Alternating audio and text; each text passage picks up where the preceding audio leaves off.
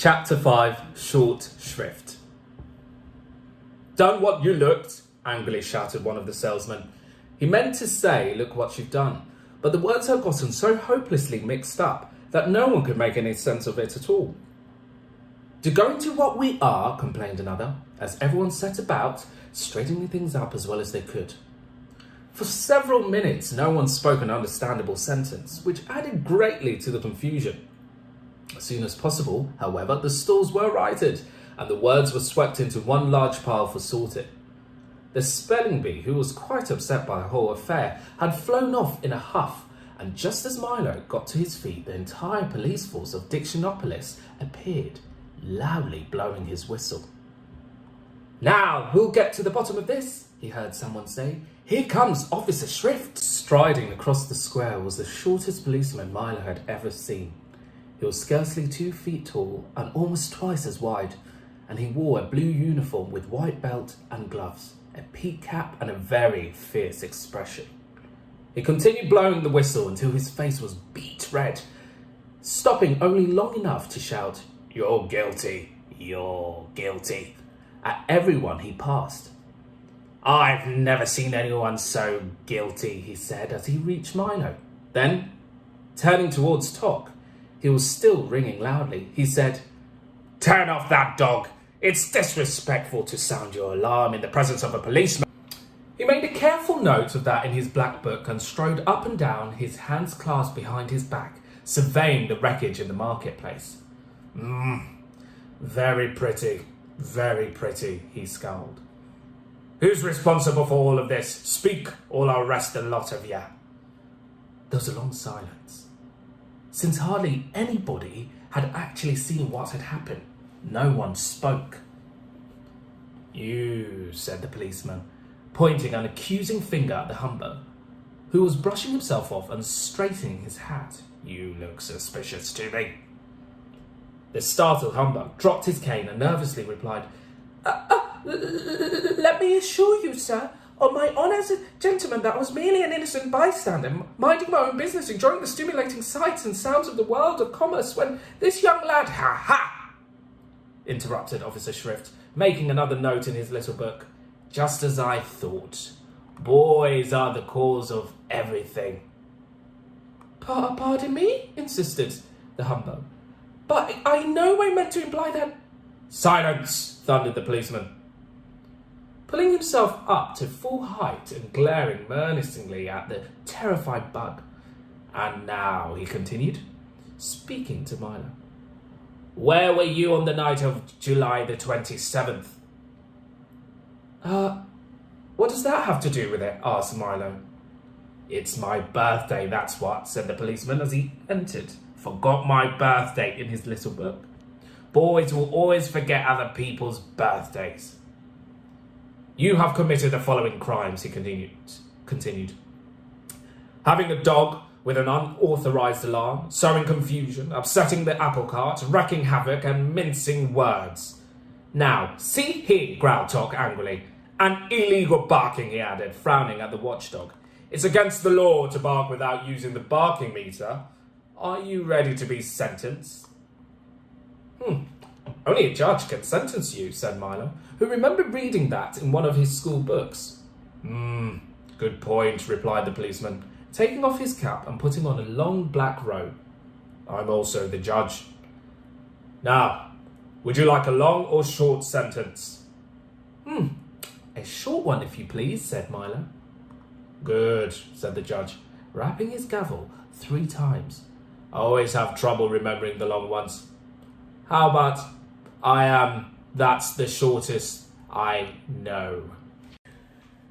Everyone agreed that it was a very fair sentence, and the judge continued, "There will also be a small additional penalty of 6 million years in prison. Case closed," he pronounced, rapping his gavel again. "Come with me, and I'll take you to the dungeon." Only a jailer can put you in prison," offered Milo, quoting the same book. Good point," said the judge, removing his robe and taking out a large bunch of keys. "I'm also the jailer." And with that, he led them away. Keep your chin up, shouted the humbug. Maybe they'll take 1,000,000 years off for good behaviour. The heavy prison door swung back slowly, and Milo and Tok followed Officer Shrift down a long, dark corridor, lit by only an occasional flickering candle. Watch the steps, advised the policeman as they started down a steep, circular staircase. The air was dank and musty, like the smell of wet blankets, and the massive stone walls were slimy to touch. Down and down they went until they arrived at another door, even heavier and stronger, looking than the first. A cobweb brushed across Milo's face and he shuddered. You'll find it quite pleasant here, chuckled the police officer as he slid the bolt back and pushed the door open with a screech and a squeak. Not much company, but you can always chat with the witch. The witch? Trembled Milo. Yes. She's been here for a long time, he said, starting along another corridor. In a few more minutes, they had gone through 3 other doors, across a narrow footbridge, down 2 more corridors and another stairway, and stood finally in front of a small cell door. This is it, said the policeman. All the comforts of home. The door opened and then shut, and Milo and Tok found themselves in a high-vaulted cell with 2 tiny windows halfway up on the wall. See you in 6,000,000 years, said Officer Shrift, and the sound of his footsteps grew fainter and fainter until it wasn't heard at all. It looks serious, doesn't it, Tok? Said Milo very sadly. Certainly does, the dog replied, sniffing around to see what their new quarters were like. I don't know what we're going to do for all that time. We don't even have a checker set or box of crayons.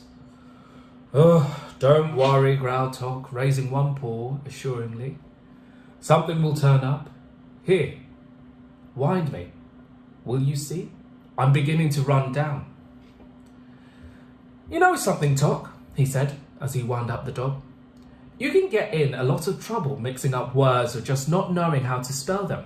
If we ever get out of here, I'm going to make sure to learn all about them. A very commendable ambition, young man, said a small voice from across the cell. Milo looked up, very surprised, and noticed for the first time in half light of the room a pleasant-looking old lady quietly knitting and rocking. Hello, he said. How do you do? She replied. You'd better be very careful, Milo advised.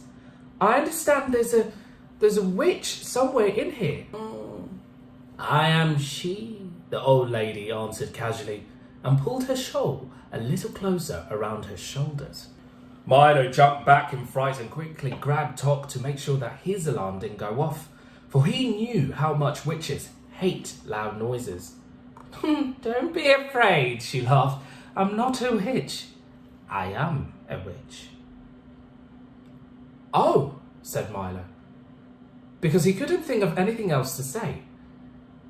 I'm Faintly Muggaby, the not-so-wicked witch, she said. And I'm certainly not going to harm you. What's a witch? Said Milo, releasing Tok and stepping a little closer. Well, said the old lady, just as a rat scurried across her foot, I am the king's great aunt. For years and years I was in charge of choosing which words were to be used for all occasions, which ones to say and which ones not to say, which ones to write and which ones not to write. As you can well imagine, with all the thousands to choose from, it was a most important and responsible job. I was given the title of Official Witch, which made me very proud and happy. At first, I did my best to make sure that only the most proper and fitting words were used. Everything was said clearly and simple. No words were wasted. I had signs posted all over the palace and marketplace which said, "Brevity is the soul of wit." But power corrupts, and soon I grew miserly and chose fewer and fewer words, trying to keep them as many as possible for myself. I had new signs posted which said, "An ill-chosen word is the fool's messenger." Soon sales began to fall off in the market. The people were afraid to buy as many words as before, and hard times came to the kingdom. But still, I grew more and more miserly. Soon there were so few words chosen that hardly anything could be said, and even casual conversation became difficult. Again, I had new signs posted which said, "Speak fittily or be silent wisely." And finally, I had even these replaced by ones which read simply, "Silence is golden." All talk stopped, no words were sold, the marketplace closed down, and the people grew poor and disconsolate. When the king saw what had happened, he became furious, and he had cast me into the dungeon where you see me now, an older and wiser woman. "And that was all many years ago," she continued. "But they never appointed a new witch, and that explains why today people use many words as they can and think themselves very wise for doing so. For always remember that that while it is wrong to use too few, it is often far worse to use too many." When she had finished, she sighed deeply, patted Milo gently on the shoulder, and began knitting once again. And have you been down here ever since then?"